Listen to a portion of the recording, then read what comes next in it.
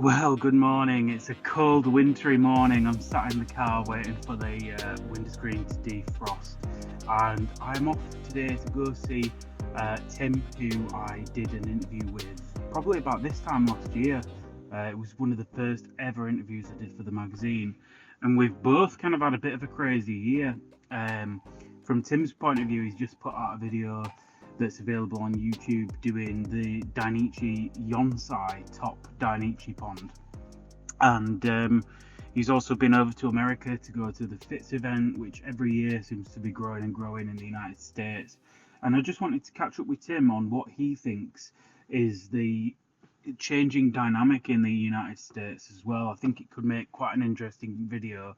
So I'm going to travel over to him and go and see Tim, have a bit of a chat with him, and it was popular last time, and there's a lot for us to update and to talk about. So without further ado, let's get into this video, and I'll see you when we get to Tim's.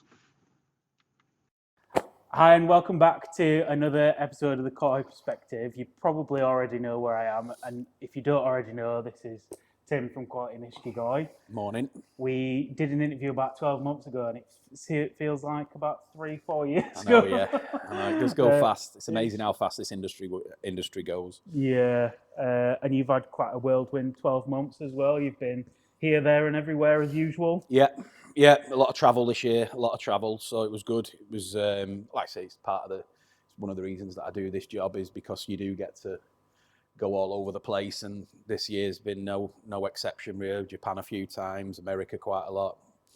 It's just been excellent. It's just been a good year. You've been involved in some pretty massive shipments as well into the States, which we'll come on to, which is no like a small amount of graft. No, but when you're dealing with that, I know we're going to talk about Fitz and everything, but when you've got a team like he has, then it's, even when I'm there and they're sort of like, somebody's there with a clipboard saying, right, that box number goes to this pond, and you're like, what? What's all that about? Box numbers? I think it's the first time in all these years that I've even realised there was numbers on boxes. So it was like, but the way that they do it, the way they do it's so slick now. It's great just to stand back and watch and watch them do it, which I try and do as often as I can. Really, just stand back. Yeah.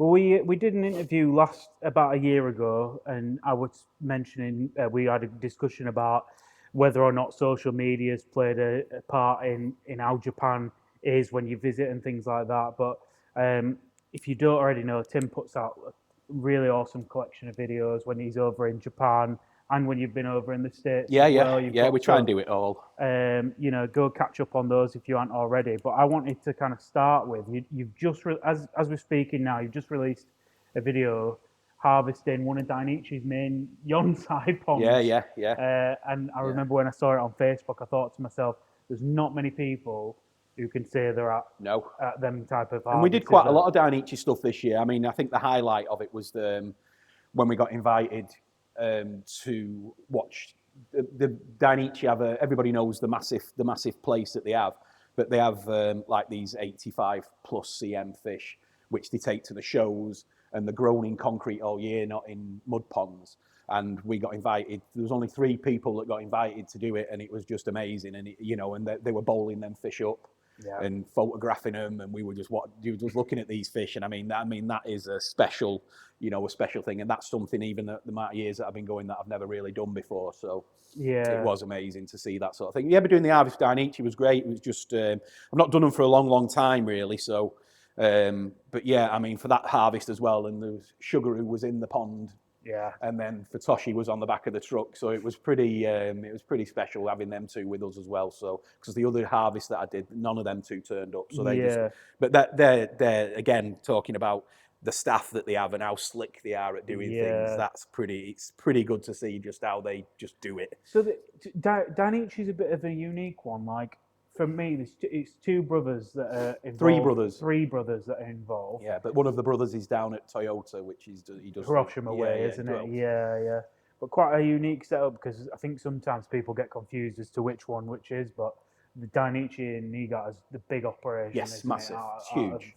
it's by far the most commercial. Yeah. Most commercial place, but it's good to be able to go there and just mess about, and it's just another good route on our because we know we're going to get a coffee when we go there. So it's well, not always, but most of the time we do get a coffee. But the way they're building now, and they are a pure example of social media and how the Japanese are getting involved with social media now, and they're really at the top of their game.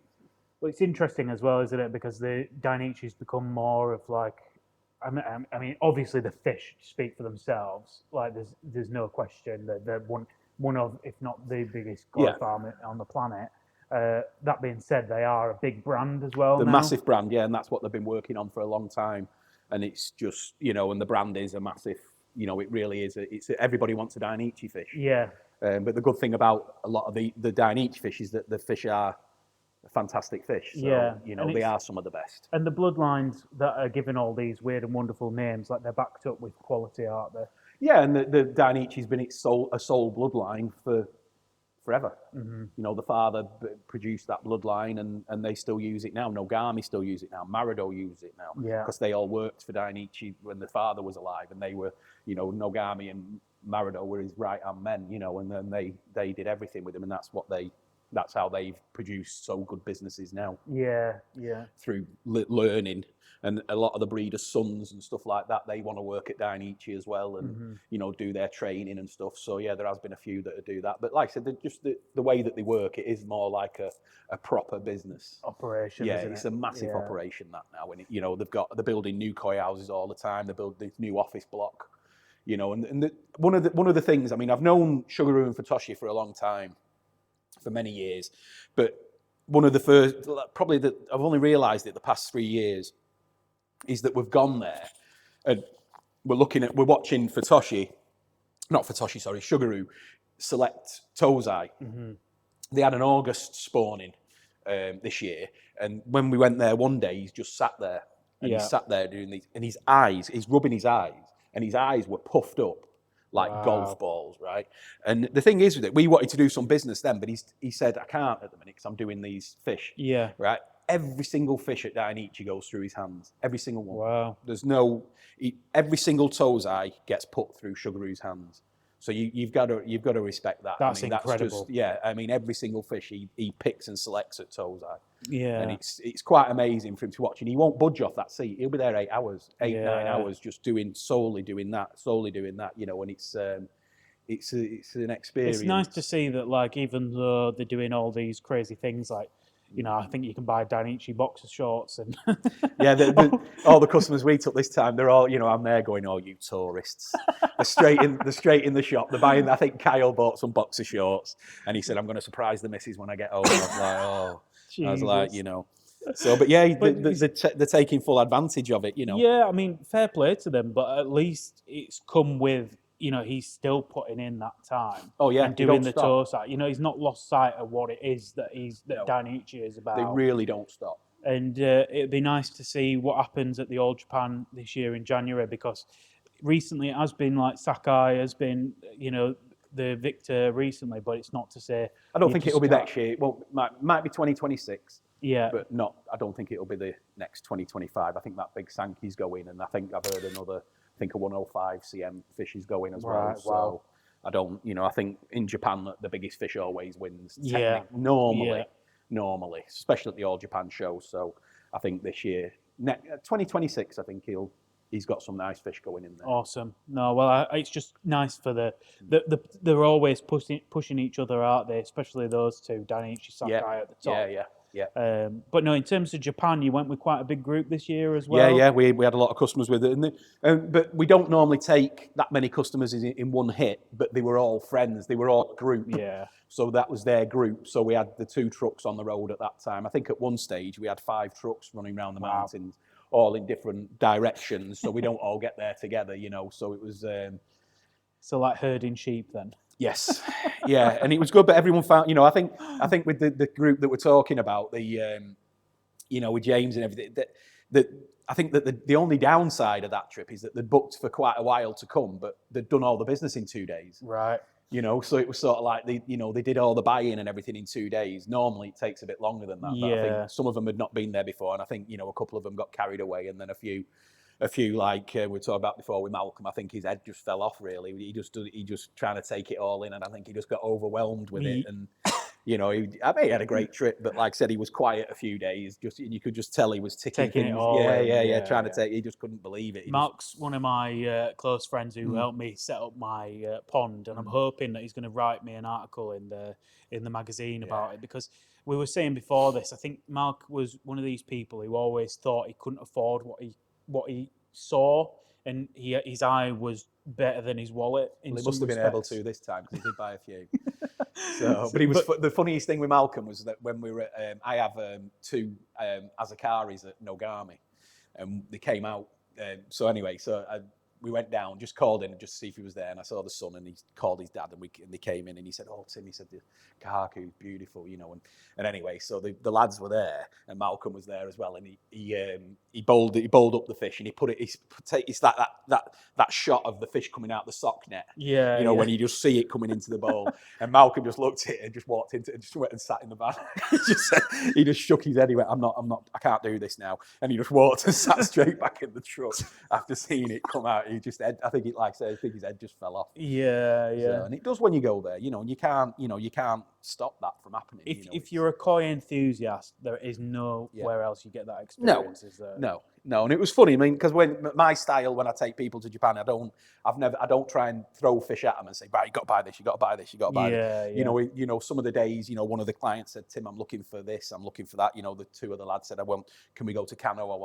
We want a goshki," and I said, "Yeah, no problem." So we'd do that, and then and then they pick their own goshki, and then that's it. You know what I mean? I never try and just oversell, but Malcolm was just I think all the lads were having a word after we'd done a harvest, a sansai with Shintaro, and then everyone just started laughing, and then because Malcolm had just said to me, "Tim, can I have a word with you outside?"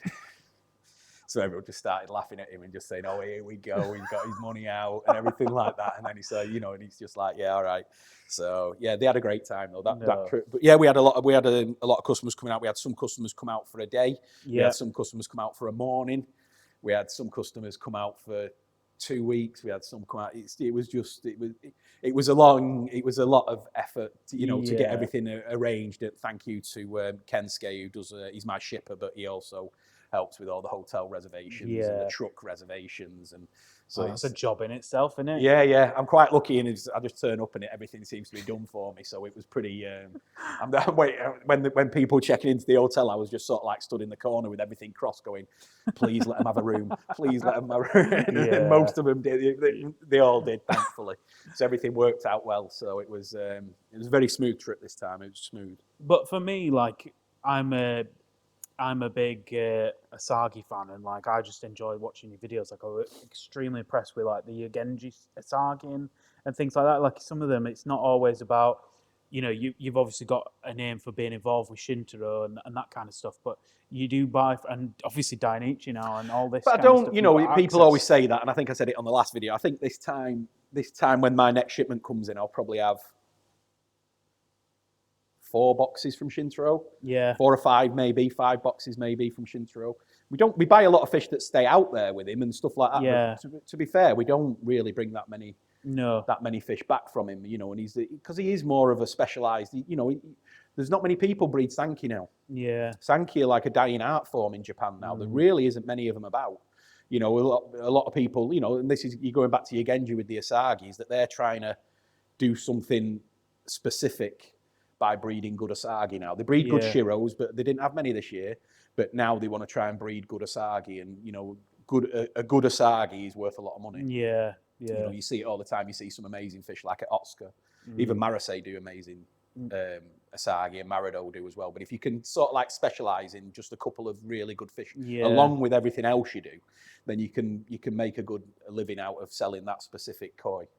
So speaking about Sanki, like I remember I was speaking to someone in Japan and they said Sanki is a good way to like lose money. Yeah, like, they're just not a profitable fish to breed and sell. Again, because it's so hard to get to cull them and to go through them, and that's why I've mentioned it on a few of my videos recently. When people who just do specific variety, like you've got Issa, you just predominantly 90% shower. You've got Shintaro who does 90% Sankey, but that's his passion, and that's where he grew up with. He worked at Matsunoski, and he wants to do Sankey, and that's what he wants to do.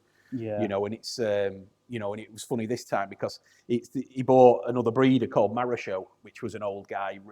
The house is round the back of him. It's not. There's a Marasho's just a common name in Japan. It wasn't. There is other Marasho that do koi, but he bought this breeder out, and Marasho did Kinshowa, he did Kajaku, did Goromo and stuff like that, and then so Shintaro's getting ready to pass. Not anytime soon, but he's passing to his younger son Kosuke, and now they're trying to look at other varieties to maybe do, and he harvested them, and they were nice, but he just turned around afterwards and just said, "No, I don't want to do this."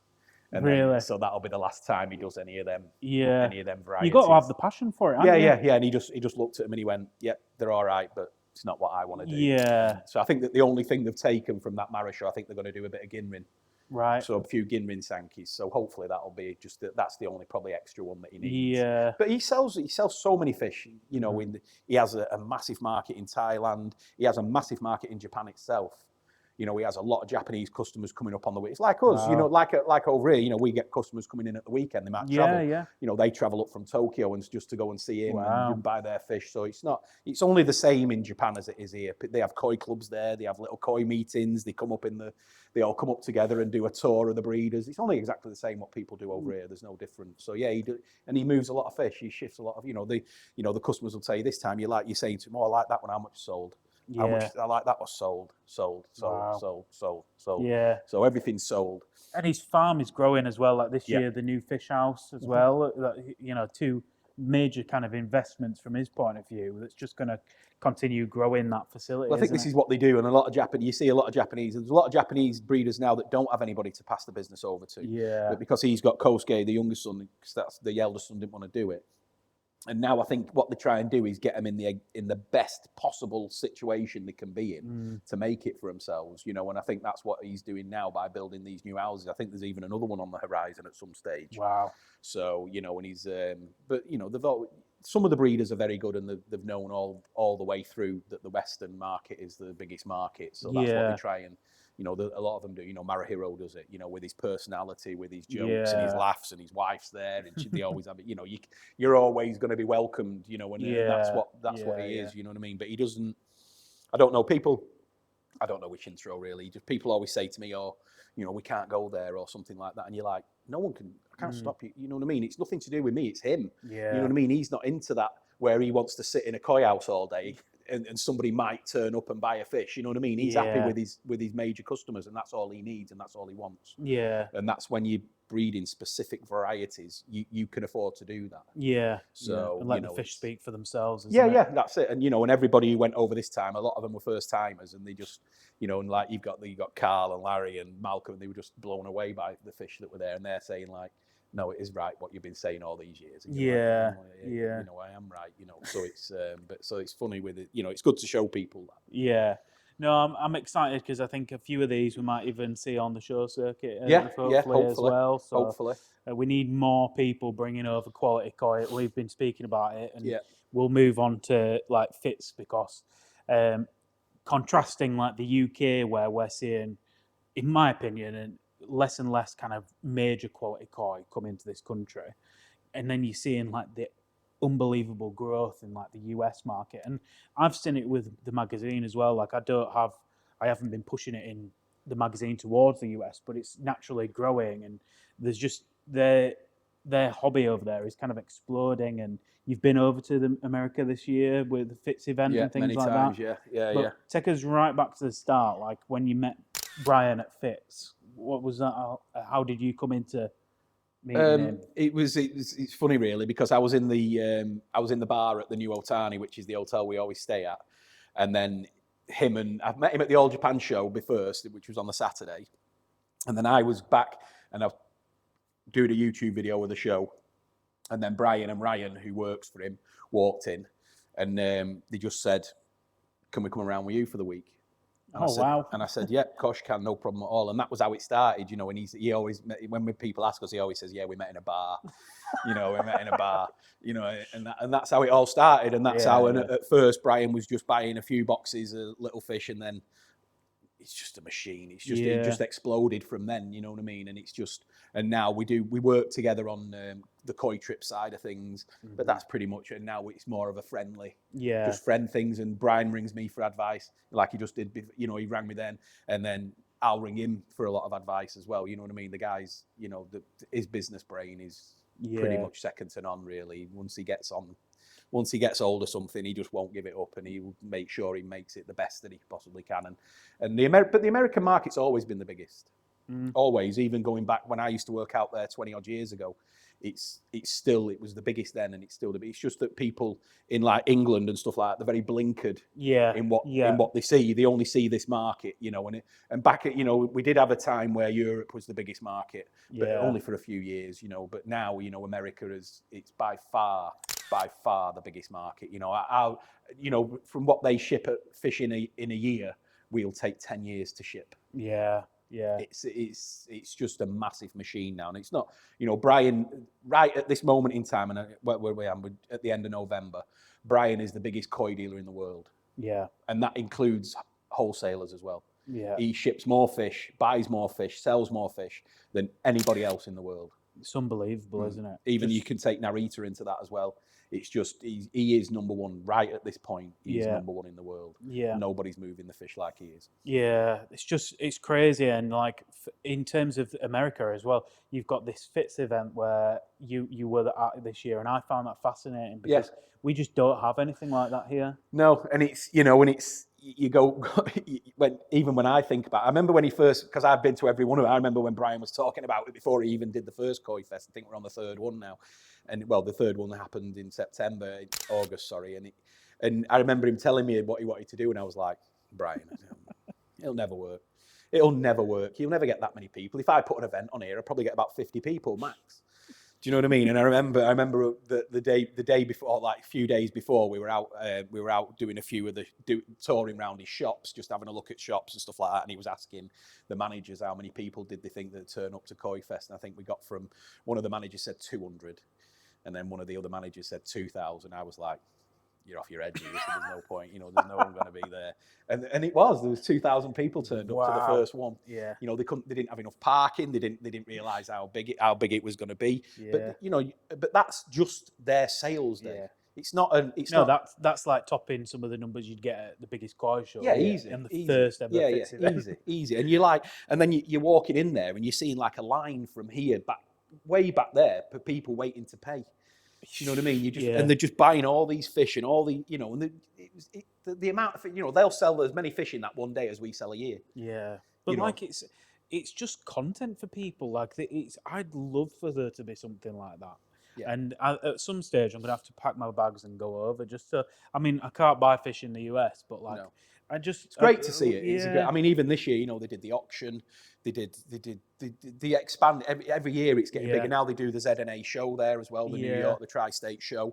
So that's been for the last 2 years as well. So they've had a koi show there as well, where all the judges fly in, and it's like a proper ZNA show, and it's always a good trade turnout. stands and like independent. They have some, but not fish. No one's allowed to bring fish. It's just you know, people ask, and you're like, well, why would they? Do you know what I mean? And it's not even because they have. I think he's up to 7 stores now. Yeah. Not just the farm. The farm's not included in that. And he opens these stores up, and they do this, you know, so he needs fish for the stores now, and then he sells a lot of wholesale koi.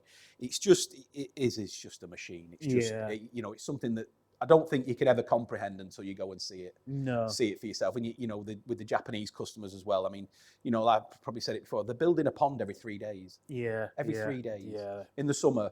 You know, and then people want them fish. People want fish, and then, you know, it's just. I guess the thing is as well is like America's in the majority of the states an awesome climate for koi as well.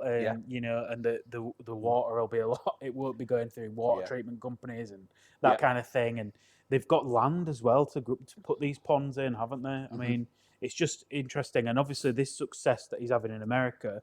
He had success at the Niigata. At the Nagoka show, he won the show, Jim, one of his customers, Jim Profanado, big shout out. But he won the show this year with the Marido Sankey, so that was a great, massive, was a great and thing, that's a really competitive show as well. Yes, it is. Like mean feet. No, a lot of the big breeders want to win that show. You know, there was Issa there, Dainichi there, they were all there. So it was, you know, it was it's a big show for them to win. There's two. There's the Nag Oak show, and then there's a show in Ogia, and they're called local shows, but now the bigger, you know, they are big shows, and it's a good way for people to show off their fish and stuff. But it was great. Yeah, Great to win it. You know, he does it. You know, it's just easy for him. You know what I mean? He probably had about 10 fish that he'd sold that by that time that could have won the show easy. You know, and Crazy. It's just, you know, the quality of the fish that he was buying and selling this time. It's just another level. I've never seen fish like that being bought and sold. No, Not for the money as well, for the money that they have. And in terms of like the on the American scene, you did the first ever Las Vegas koi show as well. Amazing, How was that experience? Yeah, well, I got to fly on a private jet, so that was a fantastic experience. But yeah, but that's the problem with it. You see, is that the problem we took fish from New Jersey down to Las Vegas. So even on a commercial flight, you're talking 5.5 hours. Yeah. It's quicker for me to fly back from JFK to Manchester than it is to fly from JFK to Las Vegas. So then we're packing the fish. So the day before, we're going through all the boxes. I'm making the boxes up with the steps in them to make sure that the fish are going to go in. We're trying to get the right size boxes. And then that morning, we're bagging the fish, but we're bagging the fish at sort of like 4 a.m. Yeah. And so everybody's there trying to do it, and we're bagging the fish, getting them in. And then you've got the client who owned it. He's got a camera crew round there, you know, doing it all. And then so we're trying to get these fish out, and then they go down 2.5 hours drive to a private airport. Then they get shipped from that airport down to Las Vegas. So on the way down, me and Kosuke flew commercial. So we flew from Newark down to Las Vegas on the way there. Yeah. So then we got a taxi straight to the where the show was, and then they turned up about an hour later with the fish, and then we were acclimatizing the fish. So that's the problem with not a problem with Las Vegas, but a problem with America is that it's just so vast. Yeah. So to take your fish to all these different shows, it's a big job. You know what I mean? And now I think for the next time that we go in at the end of March to the Vegas show, I think there's 2 big customers that he's got to pack fish for. So you know we're going to be in 2 different parts of the country packing fish. Wow. So I've not been told which one I'm doing yet. So Jesus, it's just scales, and you know, it shows the scale of the hobby as well, and like the sheer amount of koi that gets shipped out of Japan to cater for this kind of thing. It's just unbelievable. Yeah, I mean, he's looking now at booking entire flights.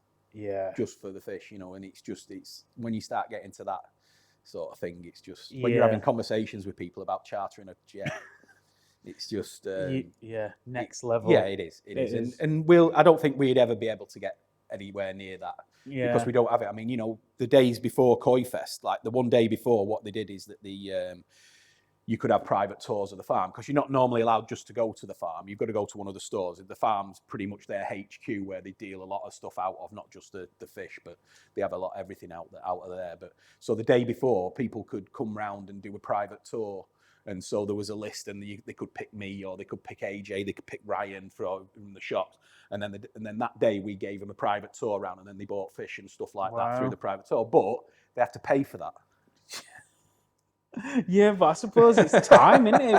When you're doing a business on that operation, like wow. But I showed a guy around called Mike, and it was his first ever time showing, and it's probably one of my best achievements really. And he picked a Ginrin Sorogoi. And it won, and it's first time he'd shown, and it won mature or adult. Wow! One of the, and he was like having a stupid grin on your face. He must have had it on there for about 4 hours. So that was fantastic. Nice. So yeah, and you know, just the day before when they were doing the private tours, they actually took more money than they did on the actual day of the event. Wow! And I know what they took on that event. You just like it's just staggering. It's just like I say, it's just another level and something that we'll never be able to. Do you think like with Kosuke came out, the son of Shintaro? Do you think he was like taken aback by it? No, because he's been going there now for.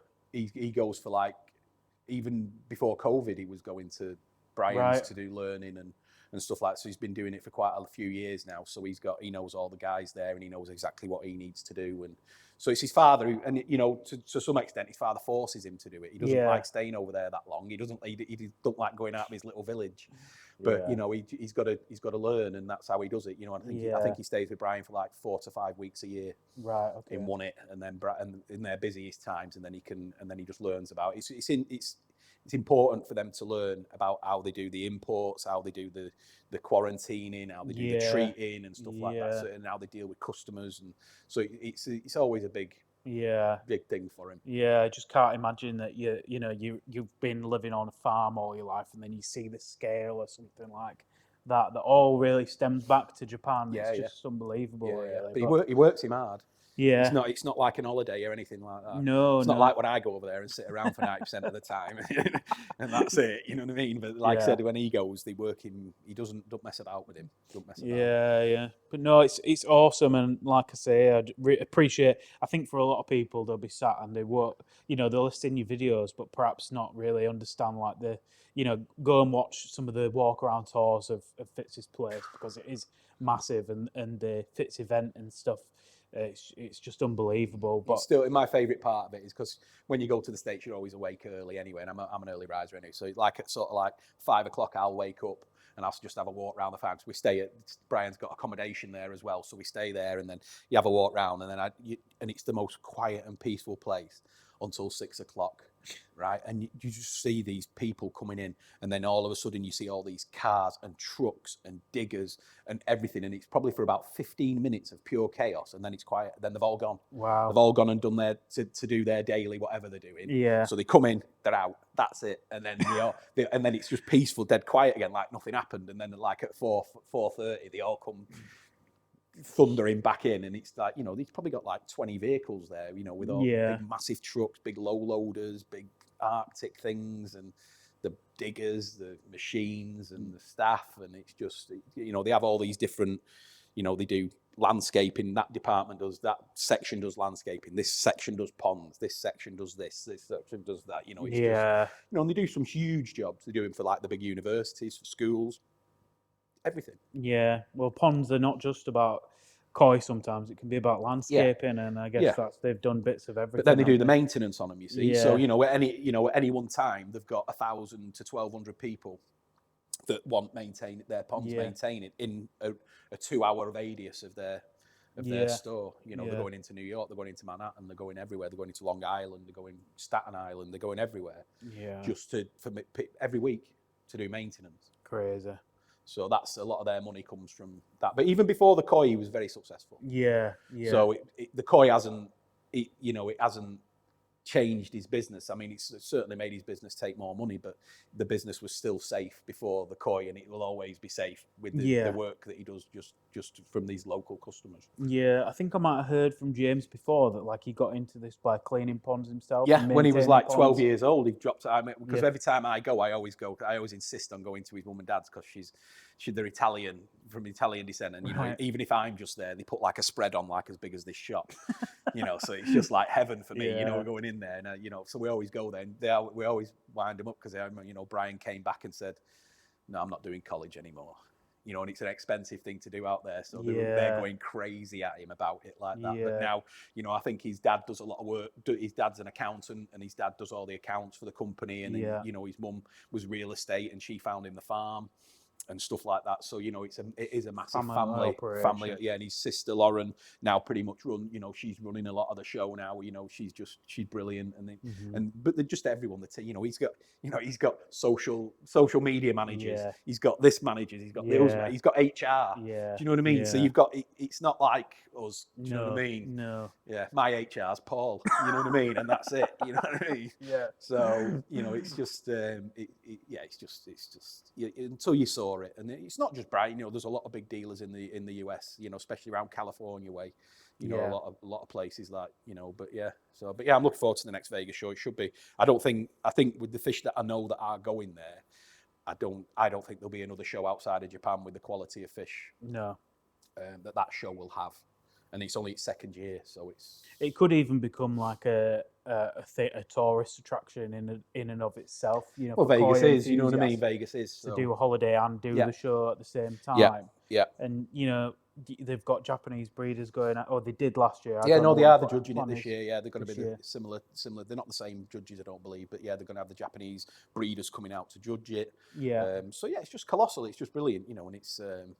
And it's in Las Vegas. Yeah, one of my favourite places. So I was on holiday there in September. So I do go there outside of koi as well. So you know. So, but it's you know, you can find yourself a few spare hours just to have a mooch around. bit of a mooch around. So it's good.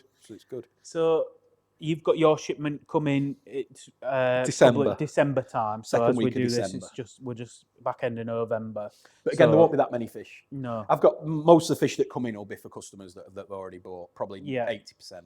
There's no point in, I don't know, you know, for me, my opinion is that I'm not bringing in the fish now because then I've got to keep them here all winter. Yeah. Even if they're sold, you know what I mean? A lot of people, they don't have heated ponds and everything. And the same, I go back in January, so I think I'm back again in 9 weeks.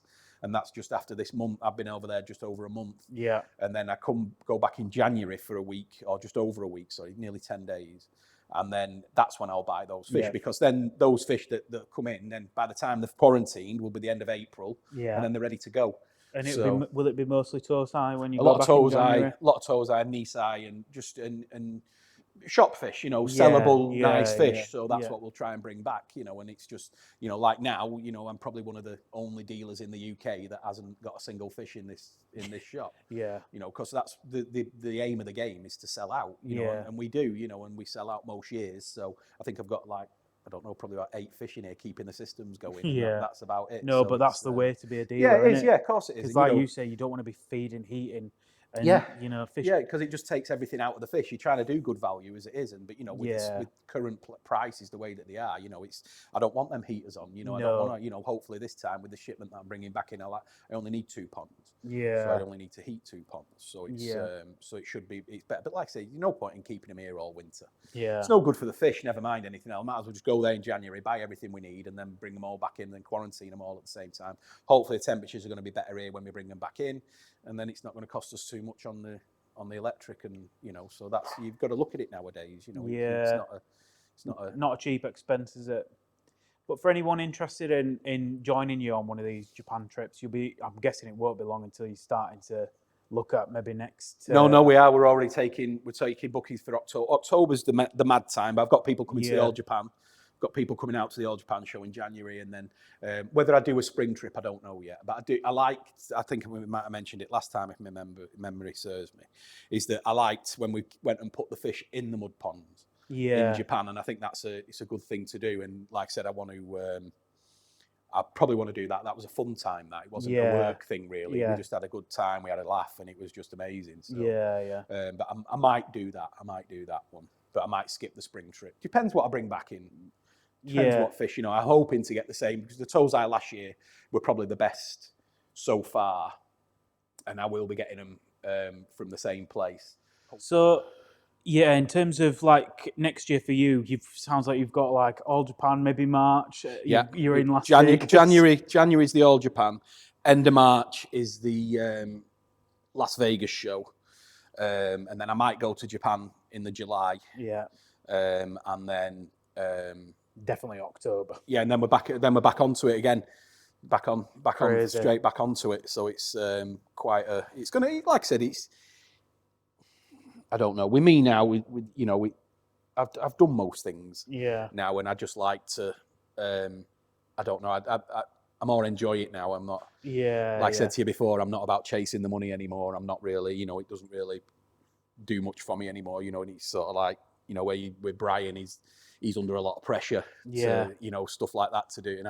And you know, I'm just going to try and enjoy it now. And we are doing, you know, this October, November was amazing. Really, you know what I mean? So it was, everyone just loved it. You know, the people that had fish out there that were being harvested, they're all brilliant, you know what I mean? So it was, everything just sort of like clicked into place this time, and it was a nice, smooth trip. Yeah, but it's just fun to watch, and like I say, if you haven't already, and you're watching this, go and watch some of Tim's content, and if not, subscribe to what it is he's doing. Check out the stuff on Fitz's stuff, and we've been speaking about maybe we'll try and do something on some of the ponds that you're building, because you're still involved with that as well. Yeah, we're doing, like I say, we've got one big one in Cornwall. We've got another local one that we start next, just getting the equipment for it today and tomorrow, and then so that starts. Got some big fish to be delivered on Sunday to a customer, and then, like I say, we just got there's things on all the time. Never ending. It is, but you know, it's and Paul's away at the minute as well, so I'm on my own. So it's just So yeah, but it's, you know, I'm lucky in a situation where I can make myself as busy or non-busy as I want to be. So yeah, no, that makes sense. But no, thank you for. I mean, it's been 12 months now since we started this magazine, and when I came here first time, I had pretty much no readers of the magazine, and Tim's been involved with it for the whole year. And the first video that we did really helped kickstart it all again, and I'm sure people will be tuning into this and enjoying it because, like I said, you've got such a fountain of knowledge. It's just about tapping into it. Yeah. Well, you know, anytime you want to do it, you can. Yeah. Anytime, as long as it's not late on in the afternoon, I get tired then. All right, guys. Thank you for watching. Hit the like button if you've enjoyed watching this, and I'll be doing a full write-up in the magazine as well. So go ahead and check that out as well. Thank you.